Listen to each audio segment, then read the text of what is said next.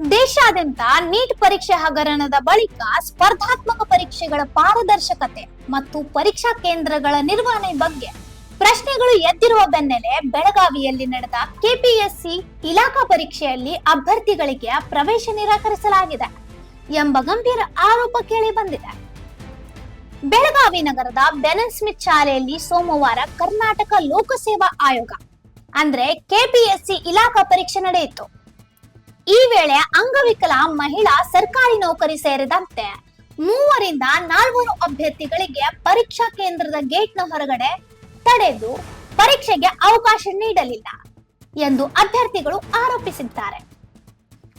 ಅಭ್ಯರ್ಥಿಗಳ ಹೇಳಿಕೆಯ ಪ್ರಕಾರ ನಾವು ನಿಗದಿತ ಸಮಯಕ್ಕೆ ಪರೀಕ್ಷಾ ಕೇಂದ್ರಕ್ಕೆ ತಲುಪಿದ್ವಿ, ಆದ್ರೂ ಕೂಡ ನಮಗೆ ಗೇಟ್ ಹೊರಗಡೆ ನಿಲ್ಲಿಸಲಾಯಿತು. ಹಲವು ಬಾರಿ ಒಳಗೆ ಬಿಡುವಂತೆ ಮನವಿ ಮಾಡಿದರೂ ಕೂಡ ಅವಕಾಶ ನೀಡಲಿಲ್ಲ ಎಂದು ಅವರು ದೂರಿದ್ದಾರೆ.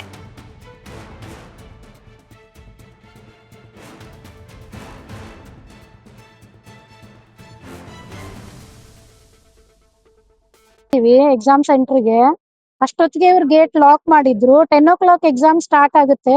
ಅವ್ರು ನಮ್ಮನ್ನ ಬಿಡ್ಬೋದಿತ್ತು, ಯಾಕಂದ್ರೆ ನಾವು ಬುಕ್ಸ್ ನೋಡಿ ಬರೆಯುವಂತ ಎಕ್ಸಾಮ್ ಇದು ಜಾಬ್ ಇಂದ ಅಲ್ಲ, ಜಸ್ಟ್ ನಾವು ಪ್ರೊಬೇಷನರಿ ಕ್ಲಿಯರ್ ಮಾಡ್ಕೊಳಕ್ಕೆ ಇರುವಂತ ಎಕ್ಸಾಮ್ ಇದು. ಬುಕ್ ನೋಡ್ಕೊಂಡ್ ಬರಿತೀವಿ ಅಂದ್ರೆ ಒಂದ್ 5 minutes ನಮ್ಗೆ ಇವ್ರು ಬಿಡ್ಬೋದಿತ್ತು, ಬಟ್ ಬಿಡ್ಲಿಲ್ಲ. ಸೊ ನಾವ್ ಇನ್ನು ನೆಕ್ಸ್ಟ್ ಮತ್ತೆ ನೋಟಿಫಿಕೇಶನ್ ಬಂದು ಎಕ್ಸಾಮ್ ಬರೆಯೋದು, ರಿಸಲ್ಟ್ ಬರೋಷ್ಟೊತ್ತಿಗೆ ಇನ್ ಮತ್ತೆ 2 ವರ್ಷ ನಾವು ವೇಟ್ ಮಾಡ್ಬೇಕು. ಹೀಗಾಗಿ ನಮ್ಗೆಲ್ಲ ಬಹಳ ನಿರಾಶೆ ಆಗಿದೆ. ಇಲ್ಲಿ ನಾವು ಹುಬ್ಳಿಯಿಂದ, ಬಾಗಲಕೋಟೆ, ಗೋಕಾಕಿಂದ ಎಲ್ಲ ಬಂದಿದೀವಿ. ದಾರಿಯಲ್ಲಿ ಸ್ವಲ್ಪ ಟ್ರಾಫಿಕ್ ಅಲ್ಲಿ ನಮ್ಗೆ ಸಿಕ್ಕಾಕೊಂಡ್ವಿ. ಅದಕ್ಕೆ ಒಂದ್ 5 minutes ನಮ್ದು ಲೇಟ್ ಆಯ್ತು. ಬಿಡ್ಬೋದಿತ್ತು, ಬಟ್ ಪ್ರಿನ್ಸಿಪಲ್ ನಮ್ಗೆ ಅಲೌಡ್ ಮಾಡ್ಲಿಲ್ಲ. ಅವ್ರು ಮಾತಾಡಕ್ಕೆ ಡಿಪಾರ್ಟ್ಮೆಂಟ್ ಎಕ್ಸಾಮ್ ಕೆಪಿಎಸ್ಸಿ ಇದು ಅಷ್ಟೇ. ಇದು ಜಾಬಿನ್ ಎಕ್ಸಾಮ್ ಅಲ್ಲ, ಜಸ್ಟ್ ಡಿಪಾರ್ಟ್ಮೆಂಟ್ ಎಕ್ಸಾಮ್ ಅಂತ ಇರುತ್ತೆ, ಅದನ್ನ ಬರೀಲಿಕ್ಕೆ ನಾವು ಬಂದಿದೀವಿ. ಇದು ಪ್ರೊಬೇಷನರಿ ಪೀರಿಯಡ್ ಕ್ಲಿಯರ್ ಆಗ್ಲಿಕ್ಕೆ ಇದು ಎಕ್ಸಾಮ್ ಇಟ್ಟಿರ್ತಾರೆ ಅಷ್ಟೇ. ಜಸ್ಟ್ ಸರ್ಟಿಫಿಕೇಟ್ ಪರ್ಪಸ್ ಗೆ ಇದು ಎಕ್ಸಾಮ್ ನಮ್ದು, जॉब तगोलिकಲ್ಲ. अभी प्रिंसिपल सर ने आपको नहीं लिया है। नहीं लिया है। अब आगे जाके क्या कर सकते हो? हम क्या कर सकते हैं, हम भी गवर्नमेंट एम्प्लॉइज है, तो एक्शन के लिए क्या करेंगे? डीसी से बात करें। ಬೆಳಿಗ್ಗೆ ಸುಮಾರು 10 ಗಂಟೆ 15 ನಿಮಿಷಕ್ಕೆ ಮುಖ್ಯ ಶಿಕ್ಷಕಿ ಹೊರಬಂದು ತಡವಾಗಿದೆ ಎಂದು ಹೇಳಿ ಪ್ರವೇಶ ನಿರಾಕರಿಸಿದ್ರು ಎಂದು ಅಭ್ಯರ್ಥಿಗಳು ಆರೋಪಿಸಿದ್ದಾರೆ. ಬಳಿಕ ತಮ್ಮನ್ನು ಪರೀಕ್ಷೆಗೆ ಗೈರ್ಹಾಜರಾಗಿದ್ದಾರೆ ಎಂದು ದಾಖಲಿಸಲಾಗಿದೆ ಎಂದು ಅವರು ತಿಳಿಸಿದ್ರು. ಈ ಪರೀಕ್ಷೆ ಹೊಸ ನೇಮಕಾತಿಗಲ್ಲ, ಇಲಾಖೆಯೊಳಗಿನ ಬಡ್ತಿ ಹಾಗೂ ವಾರ್ಷಿಕ ವೇತನ ಹೆಚ್ಚಳಕ್ಕೆ ಅಗತ್ಯವಾಗಿರುವ ಪರೀಕ್ಷೆಯಾಗಿದ್ದು, ಪರೀಕ್ಷೆ ಬರೆಯಲು ಅವಕಾಶ ಸಿಗದ ಕಾರಣ ಇದೀಗ ಮುಂದಿನ ಪರೀಕ್ಷೆಗೆ 1 ವರ್ಷ ಕಾಯಬೇಕಾದ ಪರಿಸ್ಥಿತಿ ನಿರ್ಮಾಣವಾಗಿದೆ ಎಂದು ಅಭ್ಯರ್ಥಿಗಳು ಅಳಲು ತೋಡಿಕೊಂಡಿದ್ದಾರೆ.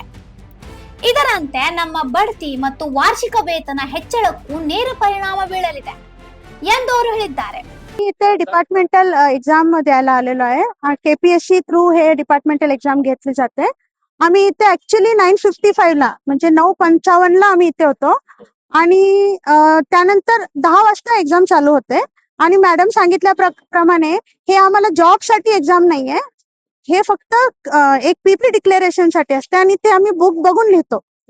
आणि बुक बघून लिहितो. आणि दुसरी गोष्ट काय आहे की इथे जेव्हा आम्ही आलो तेव्हा 10 वाजलेले नव्हते, 9:55 झालेले. आणि आमचे अजून एक कलिग आहेत, ते इथे थांबलेले आणि वॉचमॅन लॉक लावत होते.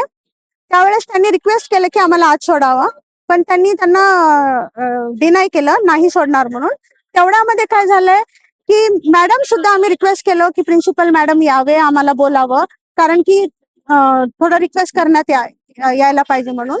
पण मॅडम बाहेरच आल्या नाही. 10:10 पर्यंत त्या बाहेर आल्या नाही. आणि 10:15 ला बाहेर येऊन म्हणतात की तुम्ही लेट झालेला आहात, तुम्हाला आतमध्ये मी सोडणार नाही. आणि तेवढ्यामध्ये त्यांनी इमिडिएटली आमचं ऍब्सेंटी पण टाकलेलं आहे.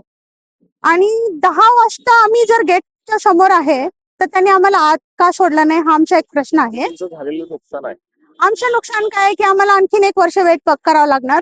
आणखीन आमचं इन्क्रीमेंट पण मिळणार नाही. आणखीन हा जो टाइम पिरियड आमचा मानसिक त्रास होईल आम्हाला, त्यांचा हे भरपाई करून देणार आहेत का? ही डिपार्टमेंटल एक्झाम डिपार्टमेंट आता केपीएस यानंतर तुम्ही काय पुढे ऍक्शन साठी काय ऍक्शन आम्ही डीसी सरांशी बोलायचा विचार करत आहोत, जेणेकरून की ऍटलिस्ट त्यांनी म्हणजे सरकारी स्कूल्स आहेत आपल्याकडे, सरकारी स्कूल्स मध्ये आम्हाला सेंटर दिलं तरी चालतंय. हे एडेड स्कूलमध्ये ह्यांचं स्वतःचं मॅनेजमेंट असते, स्वतः चालवतात आणि मग ह्यांचं जे अरोगंट बिहेवियर आहे ते आमच्यासारख्यांना काय मला तर वाटतं त्यांचे जे एक्झिस्टिंग स्टुडंट आहेत ते पण सफर होत असतील. हा, माझं नाव कृपालिनी कमर्शियल. आमचा 11वा पेपर आहे. आम्ही एकूण 10 पेपर दिलेत. हेरवाडकर मध्ये, बाजूला वनिताला, ठळकवाडीमध्ये. आम्हाला असा अनुभव कुठेच आलेला नाही. असं नाहीये की टीचर्स लोकांनी आम्हाला कॉपरेट केलं नाही. हे 11वा पेपर आहे, शेवटचा पेपर आहे. शेवटच्या पेपरला ह्यांनी असं केलेलं आहे. असं नाही की आम्ही आजच आलोय आणि आजच पेपर देतोय आणि आम्हाला टायमिंग माहिती नाही, असं काही नाहीये.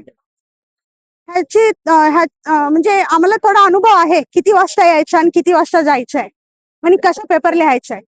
ಈ ಘಟನೆ ಪರೀಕ್ಷಾ ಕೇಂದ್ರದ ನಿರ್ವಹಣೆ ಮತ್ತು ವ್ಯವಸ್ಥೆ ಕುರಿತು ಹಲವು ಪ್ರಶ್ನೆಗಳನ್ನು ಹುಟ್ಟುಹಾಕಿವೆ.